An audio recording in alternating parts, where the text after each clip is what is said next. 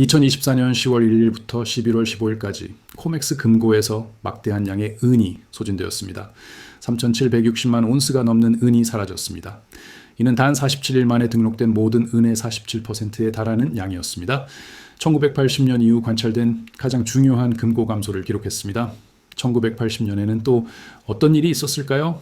은 가격은 온스당 $50까지 치솟았습니다. 당시 코맥스는 거래 도중 규정을 변경했습니다. 이러한 변경은 헌트 형제의 활동을 막기 위해 특별히 고안되었습니다. 전체 선물 시장은 붕괴 직전까지 흔들렸습니다. 그러나 중요한 세부 사항은 종종 언급되지 않습니다. 헌트 형제는 단순히 개인적인 이득을 위해 은을 추구한 것이 아니었습니다. 그들은 시장 조작 계획을 밝혀내고자 했습니다. 이 계획은 100년 동안 지속되었습니다. 결국 시스템은 보복했고 그들을 파멸시켰습니다. 최근 2025년 2월 14일 4곳의 주요 한국 은행들이 모든 은 판매를 중단했습니다. 이는 단순히 공급 감소가 아니었습니다. 또한 일시적인 중단도 아니었습니다. 대신 그들은 금속 판매를 완전히 무기한으로 중단했습니다. 동시에 중국은 자국 시민들이 은행을 통해 실물 귀금속을 구매하는 것을 막았습니다. 독일러시아는 런던 거래소에서 배제되었습니다. 현재 기본적인 경제 원칙에 어긋나는 시장 현상이 전개되고 있습니다. 은의 즉시 가격, 즉 현물 가격이 선물 가격을 초과합니다. 이 상태를 베거데이션이라고 합니다. 간단히 말해 구매자들은 오늘 구할 수 있는 은에 더 많은 비용을 지불하려 합니다. 그들은 6개월 후 인도 약속보다 더 많은 돈을 지불하고 있습니다. 이러한 행동은 건전한 시장에서는 나타나지 않습니다. 이러한 상황은 실물 공급이 고갈될 때 발생합니다. 결과적으로 지면 약속은 가치를 잃습니다. 이 상황은 단순히 은 가격 상승을 넘어섭니다. 이는 150년 된 가격 억제 계획을 시사합니다. 이 계획은 현재 실시간으로 풀리고 있습니다. 일단 완전히 붕괴되면 실물 은은 단순히 비싸지는 것을 넘어설 것입니다. 그것은 어떤 대가를 치르더라도 얻을 수 없게 될 것입니다. 중앙은행, 불리언은행, 그리고 거래소들이 어떻게 은을 조작해 왔는지 살펴보겠습니다. 이러한 조작은 100년 이상 지속되었습니다. 우리는 또한 은 가격을 억제하는 그들의 동기를 이해할 것입니다. 우리의 조사는 이 계획의 수혜자를 밝혀낼 것입니다. 우리는 1980년 헌트 형제의 발견을 다시 살펴볼 것입니다. 그들의 발견은 전체 시스템을 거의 밝혀낼 뻔했습니다. 마지막으로 현재의 공급 위기가 왜 독특한지 고려할 것입니다. 이 문제를 이해하는 것은 은으로 이익을 얻는 것을 넘어섭니다. 이는 우리 금융 시스템의 근본적인 설계를 인식하는 것을 포함합니다. 이 시스템은 인플레이션을 숨기고 달러를 보호하며 불을 빼앗습니다. 이는 실물 자산보다 지면 자산을 우선시하는 모든 사람을 목표로 합니다. 우리는 이제 이 조작의 정확한 메커니즘을 밝힐 것입니다. 우리는 그 운영자를 식별하고 현재의 몰락을 설명할 것입니다. 먼저 은이 지구의 상품들 중에서 왜 비할 데 없는 중요성을 가지는지 알아보겠습니다. 금은 주로 화폐 역할을 합니다. 그것은 단순히 금고에 보관되어 다양한 통화를 뒷받침합니다. 이론적으로 가치 저장 수단이지만 금은 다른 기능을 하지 않습니다. 은은 독특한 사례를 제시합니다. 그것은 화폐이자 가장 중요한 산업 금속으로 작용합니다. 이로 인해 현대 기술의 필수적입니다. 은은 여러분의 전화기에서 발견됩니다. 태양광 패널은 은의 사용을 요구합니다. 전기차 전자는 전통적인 내연기관보다 은을 3배 더 사용합니다. 중요한 응용 분야로는 의료 장비와 항균 화합물이 있습니다. 또한 5세대 인프라도 은에 의존합니다. 미사일과 반도체 또한 이 금속에 달려 있습니다. 진정으로 현대 문명을 형성하는 거의 모든 기술이 은을 필요로 합니다. 금과 달리 은은 주로 소모됩니다. 일단 전자제품이나 태양광 패널에 통합되면 사실상 회수 불가능해집니다. 경제적인 회수는 단순히 실현 불가능합니다. 금속은 매립지, 전자, 폐기물 및 기타 제품으로 분산됩니다. 이러한 품목들은 재활용되지 않을 가능성이 큽니다. 대조적으로 금은 일상적으로 재활용됩니다. 지구에서 추출된 거의 모든 온스의 금은 여전히 존재합니다. 그러나 은은 사라집니다. 우리의 전 세계 은 공급은 4년 연속 적자를 기록했습니다. 2024년에만 이 적자는 1억 4,890만 온스에 달했습니다. 이는 우리가 채굴한 것보다 1억 4,800만 온스 더 많은 은을 소비했다는 의미입니다. 이 추가적인 은은 어디서 오는 것일까요? 그것은 기존 비축량, 금고 및 정부 비축금에서 나옵니다. 이러한 비축금은 수십 년에 걸쳐 축적되었습니다. 이제 이 중요한 비축량은 빠르게 감소하고 있습니다. 2050년까지 태양광 패널 산업만으로도 가용은의 대부분을 소비할 수 있습니다. 예상치는 85%에서 98%까지 다양합니다. 뉴사우스웨일스 대학교의 연구원들은 우려스러운 추세를 보고합니다. 우리는 매년 은 추출량을 줄이는 동시에 사용량을 늘리고 있습니다. 이 심각한 적자는 빠르게 가속화되고 있습니다. 은의 중요한 특성, 희소성, 그리고 필요성을 고려할 때 왜 가격이 치솟지 않을까요? 그 답은 조작에 있습니다. 이러한 조작은 150년 이상 지속되었습니다. 헌트 형제의 행동과 함께 1980년에 시작되지 않았습니다. 닉슨 대통령이 금태환을 중단한 1971년에도 시작되지 않았습니다. 그 진정한 기원은 1873년으로 거슬러 올라갑니다. 이 시기는 종종 1873년의 범죄로 불립니다. 그해 의회는 주화법을 제정했습니다. 이 중요한 법안은 은의 화폐 지위를 박탈했습니다. 1873년 이전에는 미국이 금은 복본위 화폐 제도를 유지했습니다. 금과 은 모두 법정 통화로 기능했습니다. 시민들은 은화를 주조하여 금으로 교환할 수 있었습니다. 주화법은 이후 이 제도를 해체했습니다. 은은 결과적으로 국가의 화폐 체계에서 제거되었습니다. 금만이 통화의 뒷받침 역할을 했습니다. 무엇이 이러한 변화를 촉발했을까요? 당시 은은 매우 풍부했습니다. 네바다의 광산들은 막대한 양을 생산했습니다. 만약 은이 계속 화폐로 사용되었다면 전체 통화 공급은 확대되었을 것입니다. 이 확장은 가격 상승으로 이어졌을 것입니다.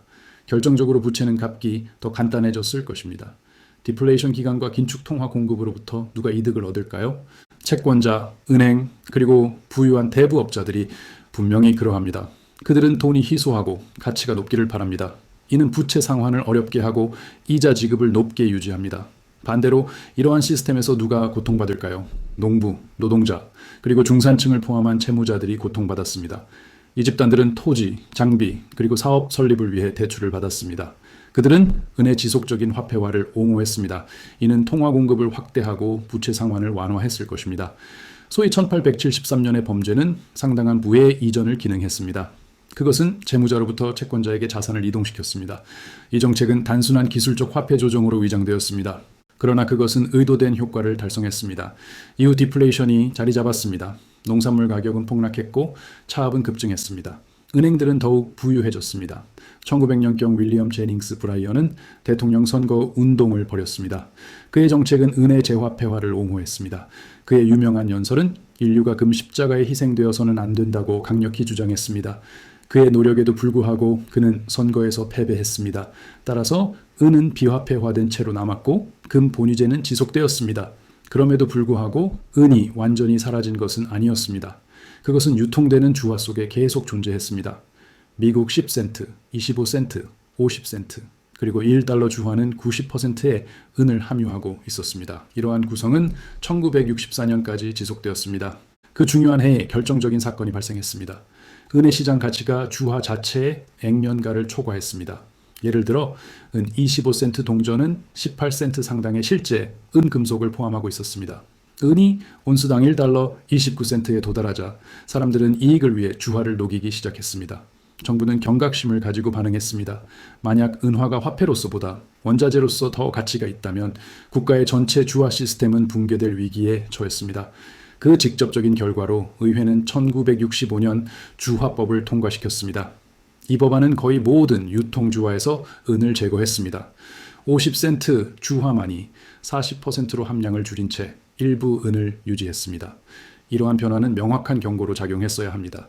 시장의 힘이 정부 평가보다 상품을 더 가치 있게 여길 때 시장은 진실을 드러냅니다. 그러한 경우 정부는 오해의 소지가 있는 그림을 제시합니다.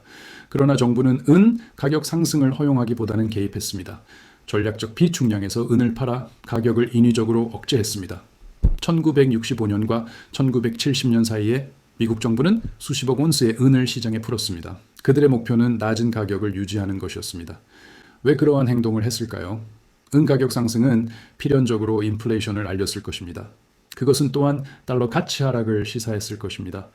더욱이 법정 통화에 대한 신뢰를 약화시켰을 것입니다. 이러한 개입은 미국이 달러를 적극적으로 인수하던 시기와 정확히 일치했습니다. 이러한 자금은 베트남 전쟁과 위대한 사회복지 프로그램을 지원했습니다. 1971년 닉슨 대통령이 달러와 금의 연결을 끊었을 때 은은 이미 심각한 경고로 기능했습니다. 그러나 이 신호는 무시되었습니다. 금과 은 모두 동일한 메시지를 전달했습니다. 달러는 가치 하락을 겪고 있었습니다. 법정 통화는 임박한 실패에 직면했습니다. 경화자산만이 유일한 진정한 형태의 돈을 나타냈습니다. 바로 이 시점에서 지면 조작이 진정으로 시작되었습니다. 은이 완전히 비화폐화되고 주화에서 제거되며 통화 시스템에서 분리된 후 월스트리트는 지면 시장을 도입했습니다. 코맥스의 선물 계약은 거래자들이 실물 금속을 취급하지 않고 은을 사고 팔 수 있게 했습니다.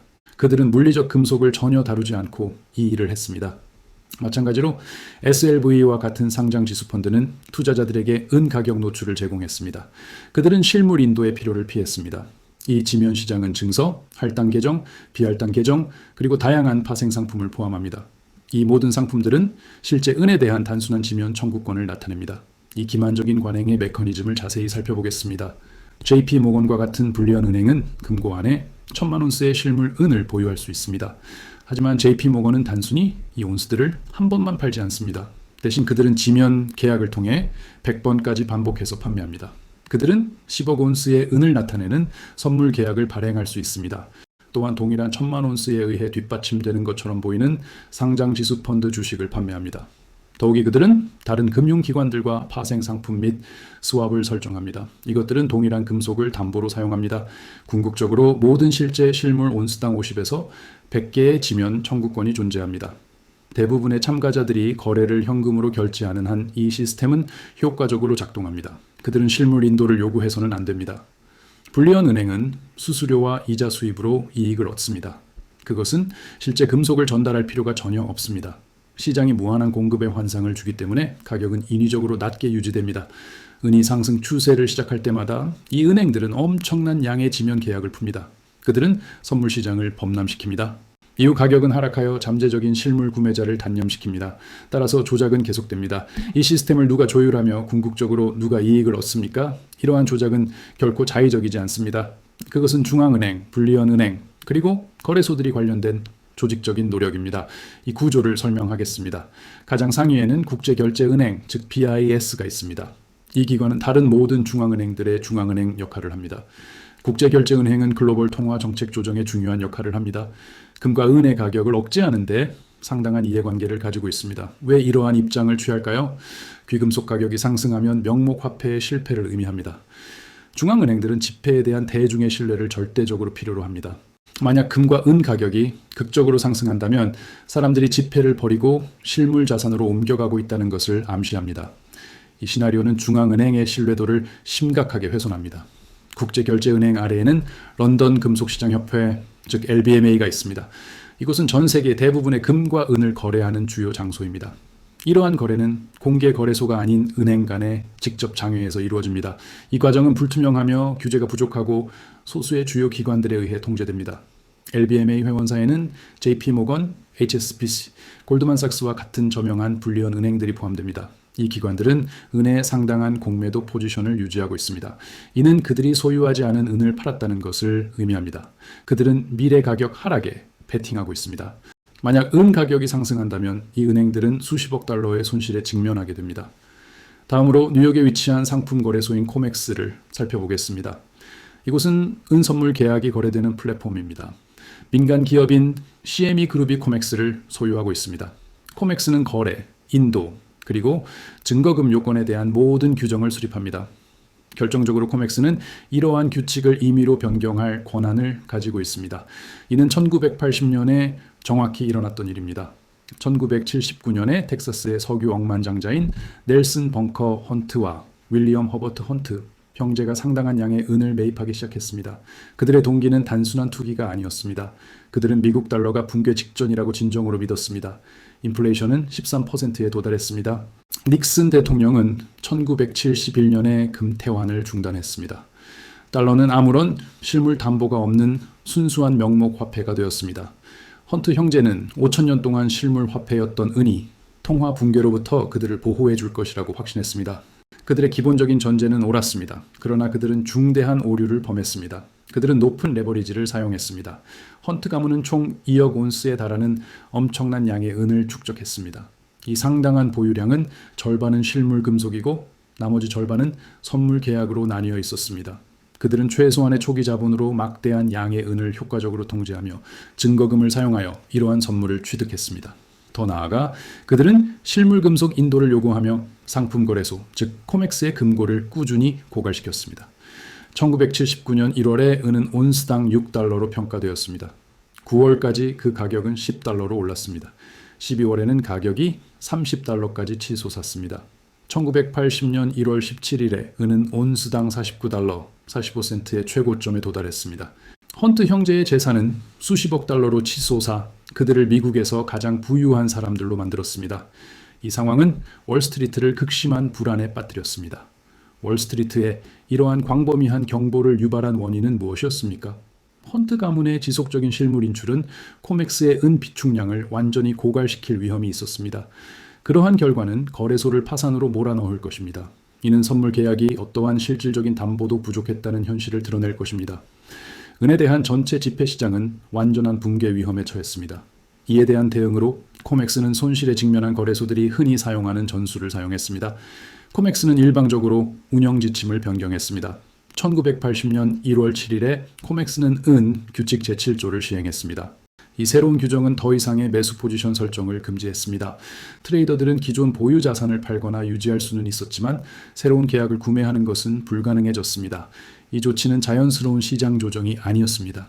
그것은 헌트 형제를 특별히 밀어내기 위한 거래소의 의도적인 조작이었습니다. 그럼에도 불구하고 헌트 가문이 포지션을 팔기보다는 유지하기로 선택하면서 은 가격은 계속 상승했습니다. 그 후 코맥스는 증거금 요건을 극적으로 인상했습니다. 선물 포지션을 유지하는 데 필요한 자본은 거의 하룻밤 사이에 수백 % 급증했습니다. 헌트 형제는 즉시 수억 달러의 추가 증거금을 필요로 했습니다. 그들은 필요한 자금을 긴급하게 조달하려고 했습니다. 그들은 다양한 자산을 매각했습니다. 그들은 또한 대출을 확보했습니다. 이러한 노력에도 불구하고 그들의 축적된 자원은 충분하지 않았습니다. 그리고 1980년 3월 27일에 실버 목요일로 불리는 사건이 발생했습니다. 은 가격은 단 하루 거래일 만에 21달러에서 10달러 80센트로 폭락했습니다. 헌트 형제는 17억 달러라는 엄청난 손실을 입었습니다. 그들은 결국 파산을 선언할 수밖에 없었습니다. 수많은 증권사들이 즉각적인 붕괴 위기에 직면했습니다. 연방준비제도는 개입을 강요당하여 광범위한 금융 재앙을 막았습니다. 헌트 형제의 금융제국은 완전히 해체되었습니다.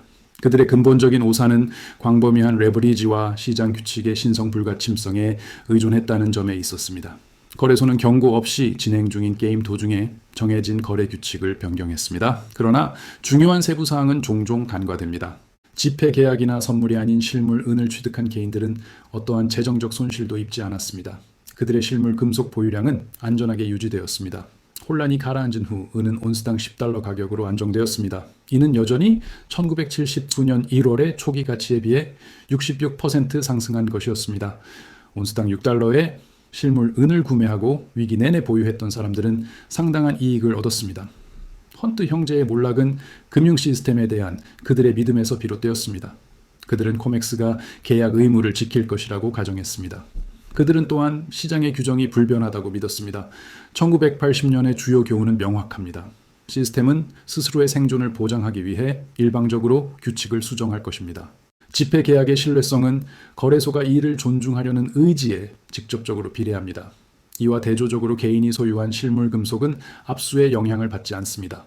그것은 갑작스러운 마진콜의 대상이 될 수 없으며 그 가치가 법률로서 소멸될 수도 없습니다. 헌트 형제의 재정적 파멸 이후 은 가격 조작은 새로운 형태로 진화했습니다. 이 다음 단계는 제도적 억압을 포함했습니다. 1980년부터 2000년까지 은의 가치는 온스당 4달러에서 8달러 사이의 좁은 범위에서 지속적으로 변동했습니다.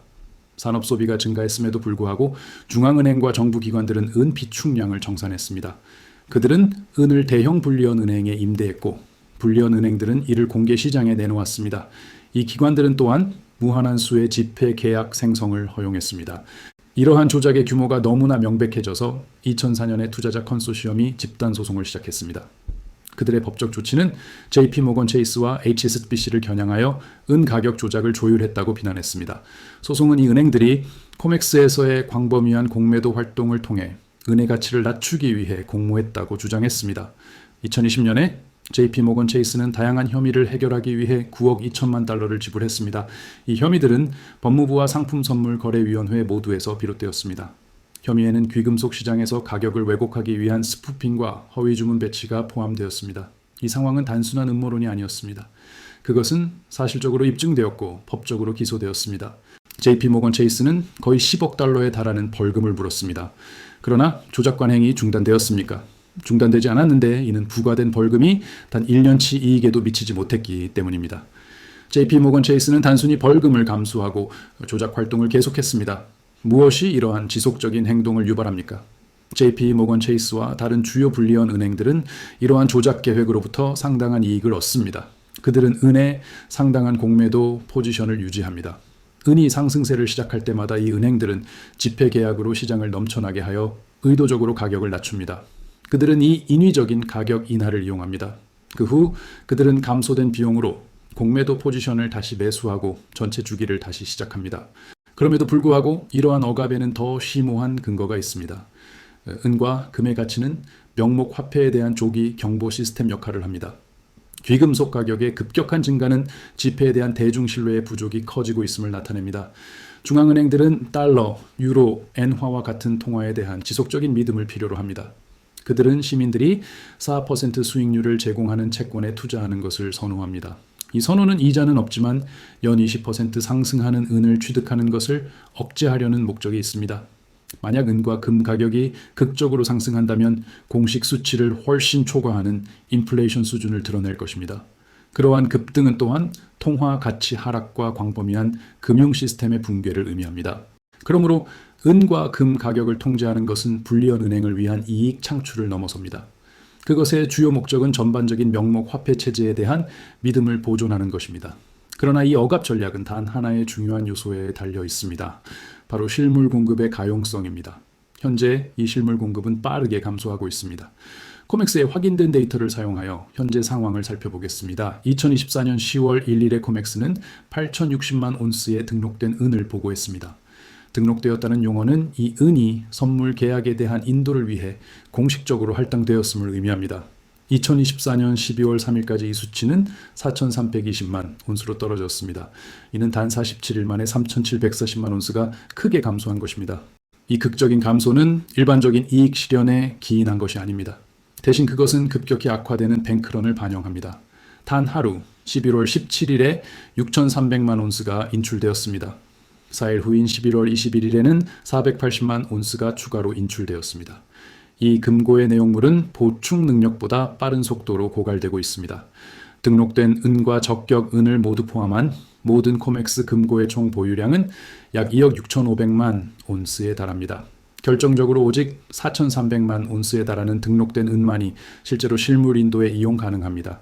동시에 미결제 선물 계약은 수억 온스를 나타냅니다. 이 계약 보유자 중 20%만이라도 인도를 요청한다면 코맥스는 필요한 금속을 보유하고 있지 않을 것입니다. 이 시나리오는 헌트 형제가 직면했던 상황과 유사합니다. 하지만 그 반대 상황입니다. 1980년 단 2명의 개인이 실물 인도를 요청했습니다. 이로 인해 거래소가 거의 파산할 뻔했습니다. 오늘날 이러한 수요는 2명의 개인으로부터 오는 것이 아닙니다. 대신 주권 국가들, 산업 소비자들이자 글로벌 투자자들이 집단적으로 실물 금속을 요구하고 있습니다. 2025년 2월 14일 4곳의 주요 한국 금융기관이 동시에 실버 판매를 중단했습니다. 이들 기관은 신한은행, KB국민은행, 하나은행, 그리고 우리은행입니다.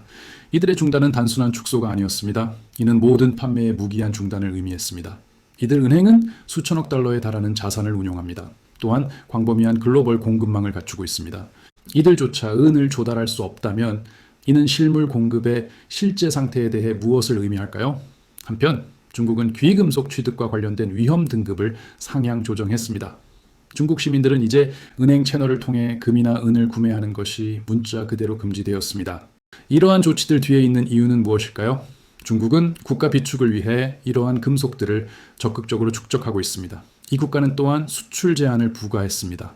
게다가 이제 모든 선물 거래에 대해 실물 예치금을 의무화하고 있습니다. 중국은 미래의 통화 재조정을 위해 스스로를 포지셔닝하고 있습니다. 이때 유형 자산이 자국 통화를 뒷받침할 것입니다. 인도의 은 수입은 2024년에 전례 없는 수준에 도달했습니다. 인도 사람들은 통화 위기에 대해 깊이 이해하고 있습니다. 그들은 루피 가치가 여러 차례 폭락하는 것을 목격했습니다. 그들은 종이 화폐가 흔들릴 때 실물 금속 이불을 안정적으로 보호한다는 것을 잘 알고 있습니다. 러시아는 우크라이나 침공 이후 2022년에 런던 금속 시장에서 퇴출당했습니다. 그럼에도 불구하고 러시아는 은과 금의 취득을 유지했습니다. 러시아는 단순히 이러한 구매를 다른 경로를 통해 진행했습니다. 러시아 중앙은행은 2006년부터 매년 꾸준히 금 보유고를 늘려왔습니다. 이러한 조치들은 의도적인 탈달러화 전략을 의미합니다. 러시아는 종이 자산이 아닌 유형 자산을 사용하여 적극적으로 비축량을 구축하고 있습니다. 최종적이자 중요한 지표가 이제 분명해졌습니다. 바로 시장 베고데이션입니다. 일반적인 원자재 시장에서는 미래 가격이 통상적으로 현재 현물 가격을 초과합니다. 왜 이런 현상이 발생할까요? 선물 계약은 미래 인도를 내포하며 보관 비용, 이자 발생, 그리고 시간 가치를 고려합니다. 결과적으로 선물 계약은 즉각적인 실물 인도보다 항상 더 높은 비용을 수반해야 합니다. 하지만 현재 현물은은 6개월 선물 계약보다 더 높은 가격을 형성하고 있습니다. 소비자들은 현재 6개월 후 인도받는 것보다 즉시 은을 얻기 위해 더 많은 돈을 지불할 의향이 있습니다. 이는 실물 공급이 진정으로 고갈되지 않았다면 근본적인 시장 원칙에 어긋납니다. 즉시 인도를 위해 프리미엄을 지불하는 것은 은이 6개월 후에도 얻을 수 있을지에 대한 확신 부족을 의미합니다. 이는 또한 종이 가격이 기만적이며 실물 공급이 심각하게 압박받고 있음을 시사합니다. 우리는 현재 헌트 형제의 파멸을 초래했던 바로 그 역동성을 실시간으로 목격하고 있습니다. 단, 역할이 이제 반대가 되었습니다. 1980년 헌트 형제는 인도를 요청했습니다. 이로 인해 거래소의 은 비축량이 사라졌습니다. 코맥스는 그때 기존 시스템을 보호하기 위해 규칙을 변경했습니다.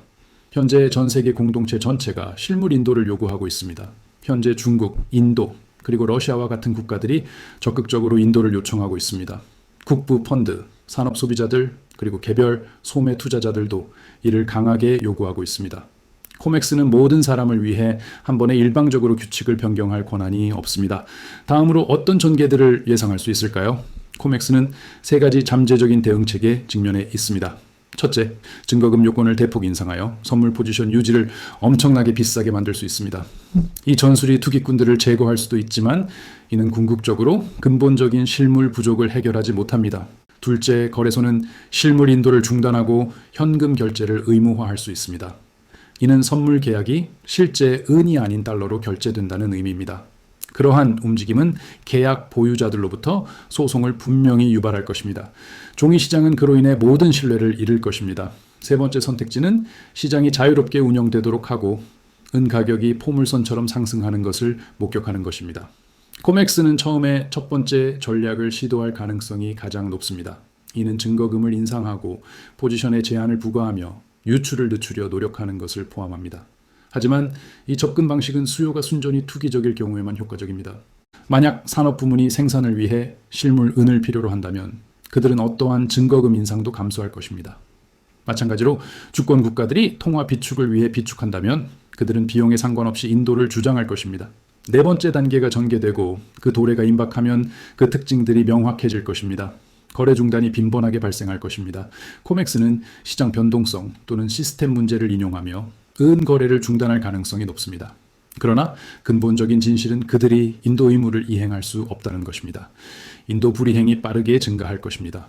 선물 계약은 채무 불이행에 빠질 것입니다. 종이 은을 보유한 투자자들은 실제 실물 시장 가격보다 훨씬 낮은 가치로 현금 결제를 받게 될 것입니다. 법적 조치가 불가피하게 뒤따를 것입니다.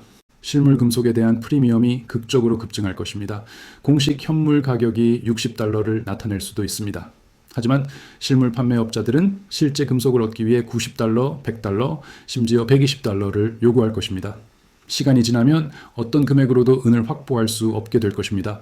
딜러들은 재고를 완전히 소진할 것입니다. 조폐국은 1년 동안 이어지는 대기자 명단을 만들 것입니다. 전체 종이 시장은 불가피하게 붕괴될 것입니다. 선물 거래는 영구적인 중단에 직면할 것입니다. 상장지수 펀드는 모든 환매를 중단할 것입니다.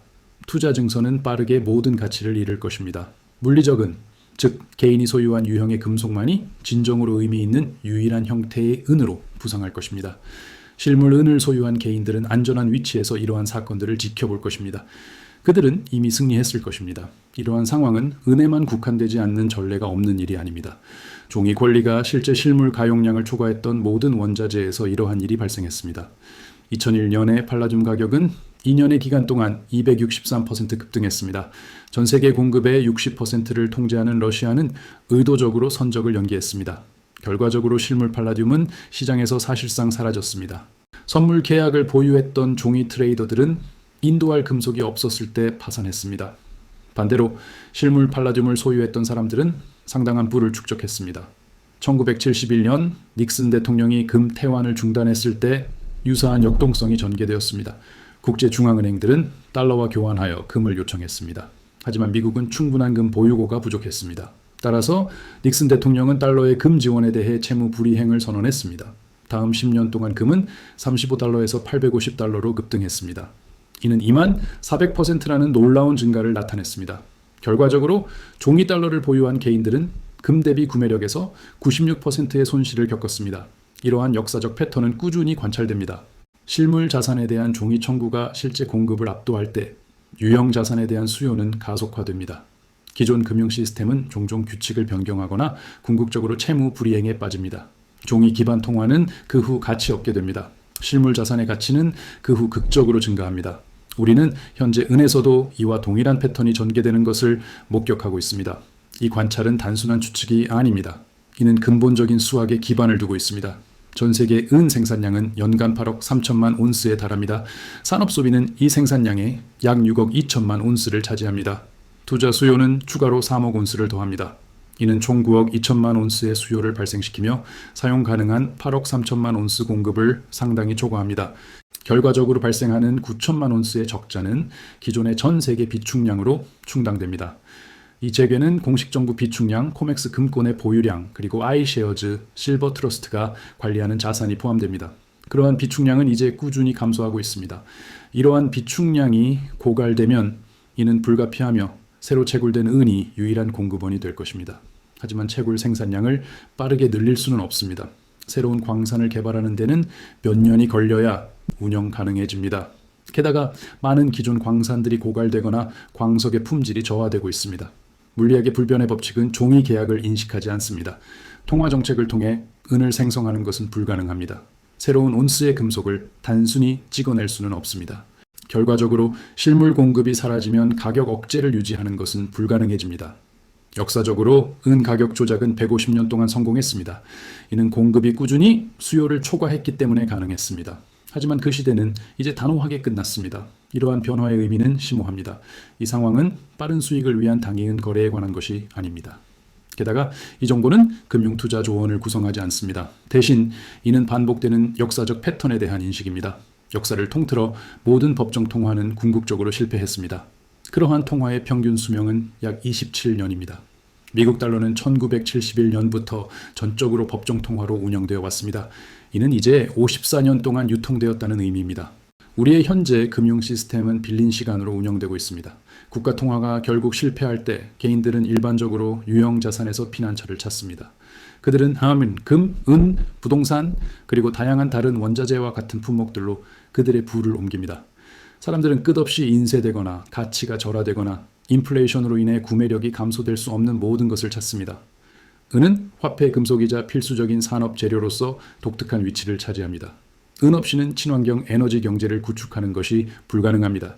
현대 전자제품 제조 또한 은에 크게 의존합니다. 오지 기술을 배포하는 것조차 상당량의 이 금속을 필요로 합니다. 정부 당국은 가능한 한 오랫동안 은 가격을 낮게 유지하려 시도할 것입니다.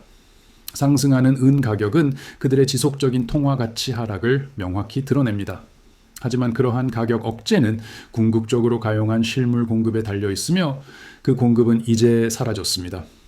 1980년 헌트 형제는 이러한 조작을 폭로하려 시도했습니다. 그들은 과도한 레버리지를 사용하고 기존 시스템을 신뢰했기 때문에 궁극적으로 재정적 파멸에 직면했습니다.